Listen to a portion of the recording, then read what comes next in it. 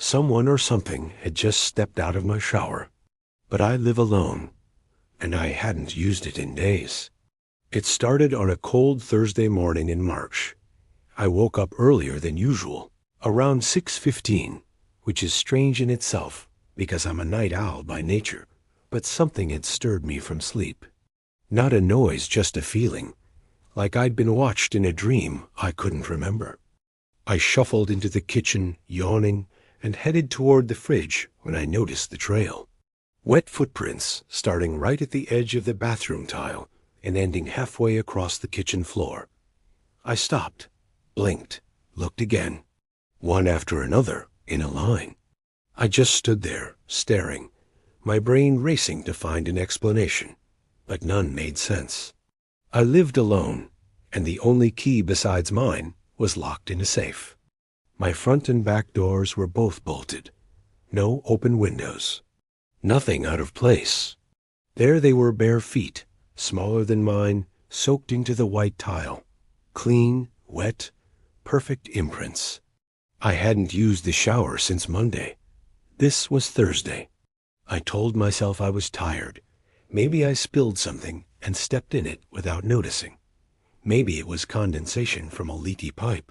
You'll rationalize anything when you're scared and don't want to admit it. I should have called the police then, but I didn't. Still, I grabbed a towel, wiped the footprints up, and avoided the bathroom for the rest of the morning. I hadn't left it open. I never leave it open. I hate walking past dark rooms, especially the bathroom. Maybe it's childish, but that mirror, that shower curtain, they've always unnerved me. That night, around 2:30 a.m., I heard it. A splash. I flicked it on. The room was quiet, but the shower curtain was pulled closed. Just once. Then I forced myself to grab a broom handle from the hallway closet, returned, and holding my breath, I pulled the curtain back in one swift motion. The footprints were clearer today. Narrow, arched. They looked like they belonged to a woman. The kind of shape you'd see at a pool, walking away from the edge. Damp, but clean. No sound. I stood there for a while, listening to the silence press in. Then I went back to bed. Just loud enough to make me sit bolt upright in bed. Told myself I needed a change of scene, some fresh air. But truthfully, I just didn't want to be alone in that place another minute. It came from the direction of the bathroom. I stared at the dark hallway for a full minute before convincing myself to check. I didn't tell him anything, just said my place was being fumigated.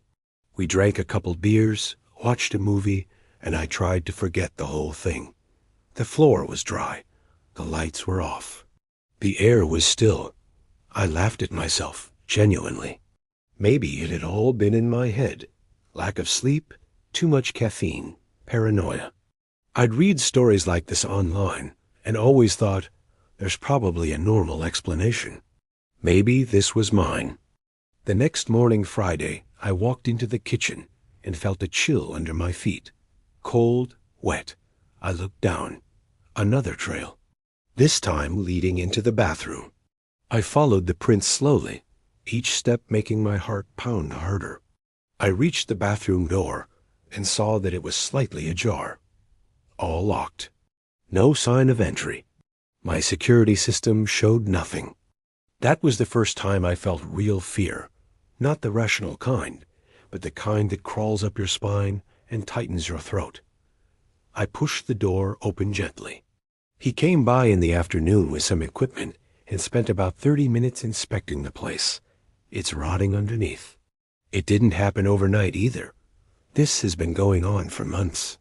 The bathroom light was off. The thing is, he said, it's only soaked directly beneath the shower, and right here. He pointed to the area by the sink. Nowhere else, like someone's been dripping water, just standing there, regularly.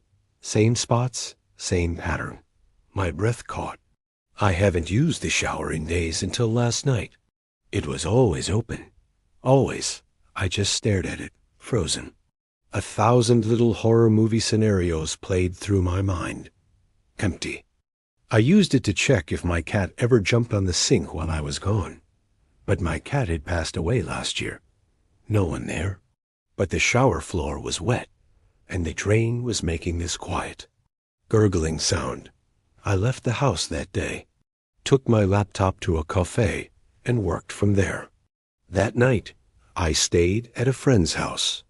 When I came home Saturday afternoon, everything looked normal, clean, undisturbed.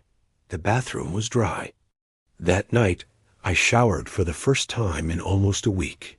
Stands there, just stands, facing the mirror, for almost 10 minutes. No roommate, no guests. But when I walked into the bathroom, no one. The water felt good, normal. But as I reached for the faucet to shut it off, I thought I heard breathing, just past the curtain. I froze, one hand still under the running water. I listened. Nothing. I shut off the water and slowly opened the curtain. No one there, but when I stepped out onto the mat, I saw it.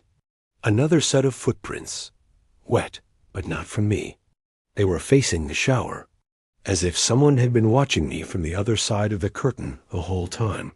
I backed away, towel clutched to my chest, eyes darting around the room. There was no one there. I checked every closet, every door, every window. I barely slept that night. Sunday morning, I called a plumber. Told him I thought there might be water leaking somewhere, maybe under the bathroom floor. When he came out of the bathroom, he looked pale.